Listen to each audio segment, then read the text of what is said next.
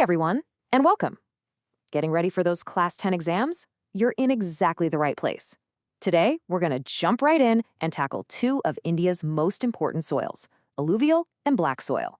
Let's make sure you're totally prepped to nail any question that comes your way on this topic. Have you ever actually stopped to wonder about this? It's a fantastic question, and it really gets to the heart of India's geography. It's not just a coincidence, you know? The answer is literally in the dirt under our feet, the type of soil. And trust me, by the end of this, you'll know exactly why. Okay, let's get into our first soil type, the absolute powerhouse of agriculture, alluvial soil.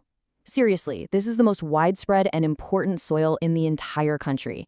It's basically the backbone of India's food supply. So where does all this amazing fertility come from? Well, you can think the Himalayas. For thousands and thousands of years, those mighty rivers, the Indus, the Ganga, and the Brahmaputra, have been flowing down, carrying this superfine silt with them. They drop it all over the plains, and that deposit is what we call alluvial soil. Let's break down the key facts you absolutely need for your exams. First, where is it? All over the northern plains, stretching into parts of Rajasthan and Gujarat, and even along the eastern coast. What's it made of? It's loaded with potash, phosphoric acid, and lime, which is like the perfect diet for crops like sugarcane, rice, and wheat. And because it's so fertile, it's no surprise that these are some of the most densely populated parts of India. Now, here's a super important point. Not all alluvial soil is the same. We split it up based on age. Bangar is the older stuff. It's usually found a bit further from the river, and it's got more of these little rocky nodules called conker, which makes it less fertile. But Kedar? That's the new, fresh deposit. It's got finer particles and is way more fertile, which is perfect for growing a ton of crops. Just remember, Kedar is the new, fertile one. All right, let's switch gears and talk about our second soil. Now we're moving on to black soil. The very first thing you need to remember for your exam is its other name, Rigar soil. And yeah, as you can see, it's famous for one very specific, very important crop. The origin story for black soil is completely different. It doesn't come from rivers, it comes from volcanoes. This soil is found all over the Deccan Trap region, which was formed by massive lava flows millions of years ago. As that volcanic rock weathered away over time, it created this unique, black-colored soil that just happens to be perfect for growing cotton. So what are its key features? Location-wise, you're thinking of the Deccan Plateau, so Maharashtra and parts of Madhya Pradesh and Gujarat. Texture-wise, it's super fine and clayey. But its most famous superpower is its incredible ability to hold moisture. This is a huge bonus for crops, especially when there isn't much rain.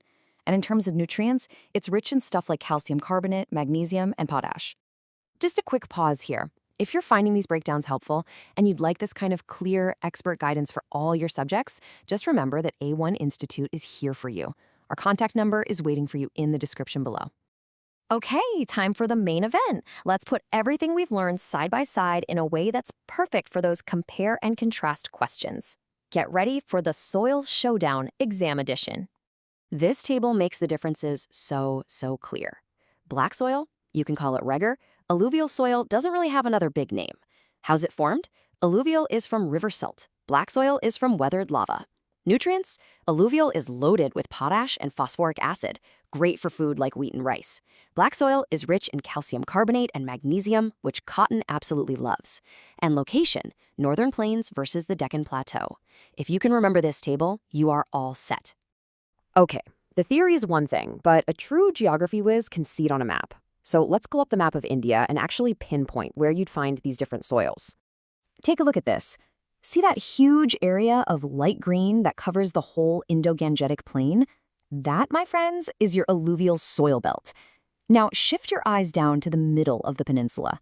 See that big grayish patch right there? That's the kingdom of black soil. Seeing it visually like this really helps it stick in your head, right? So let's wrap this up with a really powerful idea. The wheat that makes your roti and the rice for your biryani, it grows in those alluvial plains. The cotton that made your t-shirt, it grew in the black soil of the Deccan. How cool is that? Geography isn't just about memorizing maps, it's about understanding the very foundation of our daily lives. So, if this deep dive really helped things click for you, just imagine having this kind of clarity for your entire syllabus. Are you ready to stop just memorizing and actually start understanding your subjects so you can crush those exams? If the answer is yes, then we are here to help you get there.